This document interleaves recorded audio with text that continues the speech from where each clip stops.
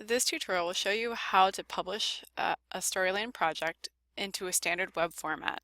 And this web format file could be posted on Blackboard if you don't need Blackboard integration or gradebook integration. If you do need gradebook integration, there's another process for publishing that. There's another video that shows you how to do that. But if you have any questions about that, please contact ats@neu.edu. This video will show you how to use that standard web format that you can use in really any web space, whether it's Blackboard or your own private web space.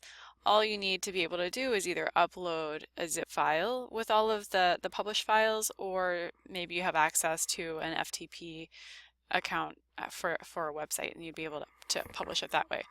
So I'll show you how to start the publish process. From the Home tab in Storyline, click on Publish and click on Web right here.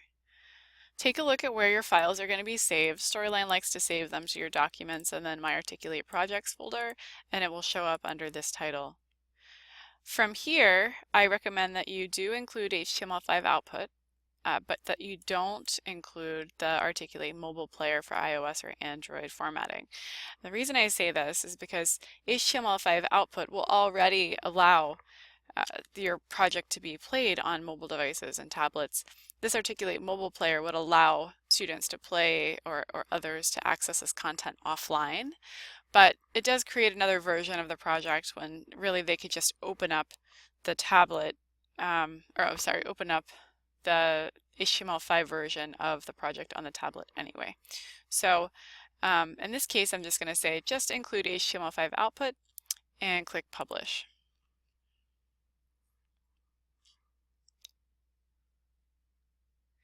All right, so that may take a while depending on how much media is in your project. The next thing we want to do, the next thing would be to zip the file.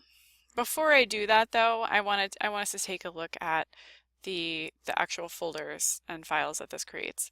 All right, so here's the folder. It's in My Articulate Projects and 2 audio files quiz.storyline output. So here's that file, and you'll see that there are several files and folders within this output folder.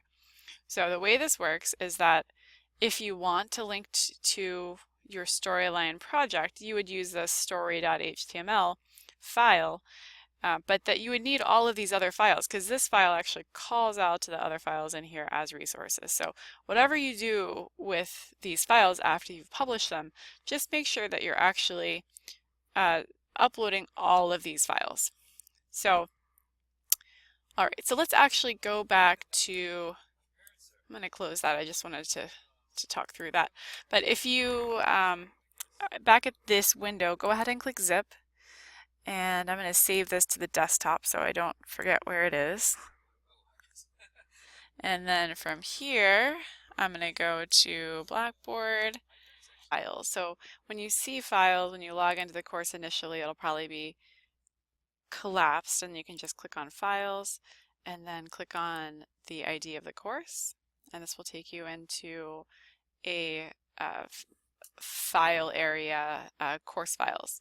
So the first thing you want to do is create a folder, because as we upload all of this content, it's going to expand. So we zipped it all into one file, but Blackboard will need to unzip it. So we need to just be sure that we put it into a folder. So this is going to be example Storyline project. I'm going to click Submit. The folder's created, and then I just need to click into that folder. So, and you'll see the folder is empty. That's great. Now I want to upload my zip package and choose my file. And I think I saved this zip file to the desktop. Let's see if I can find it. Here we go. 2 audio files. Open and submit. All right, so we're still not done. We've just uploaded the content, and you'll kind of recognize those file names. There's some folders, and here's our story.html file. So this is the file that we need to link to. So there's story.swf, story_html5.html, story. So all of those you don't want to link to. You do want to link to story.html, and then it will once you link to that, it'll call upon all those other files. So hover over the story.html item until you see this down arrow. Click on the down arrow, and then let's go to permissions. All right, so if you if you want this to just be available to students in your course that you link this file to, so like we'll go into course material and provide a link, and this will be good for students in your course. If you did want to share it more broadly, so with other people at Northeastern, you actually could, actually let's go out this way and find this example storyline project and go into my permissions for the entire folder. So for this entire folder, I'm going to click on permissions and I'm going to choose, let's see, all roles. And right now we see that they can read, but that's because I've just added, I actually had to have this turned on for my entire folder structure. But you'd want to click read if you want other people to be able to access this file. So click read, click submit, and now anybody can access this if they have the link and if they are Northeastern community members, so if they have credentials that say they belong to Northeastern. So you don't need to do this step if you just want to show it to students in your course. Let's go back to files and the sort of main folder here. I'm going to go into example storyline project, and now I'm going to get this link. So I'm going to click that arrow, 360 view, and it's this permanent URL that I'm looking for. So this is a link that I would need to go back to, oops, I clicked out of my course. Let's go back to my course, click on course material, build content, web link, and here, storyline file, and then provide the URL. Click submit. All right, so you can provide that link within Storyline.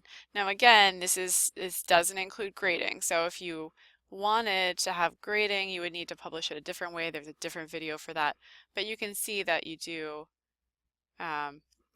you can link to it this way. And then beyond that, if I wanted to, I'll open up another browser, and let's pretend that I'm not even a student in your course.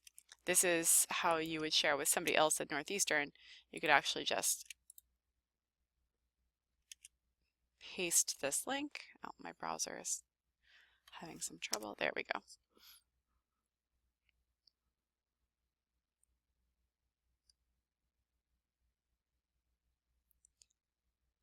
Okay. And here you'll see that we have a window that comes up.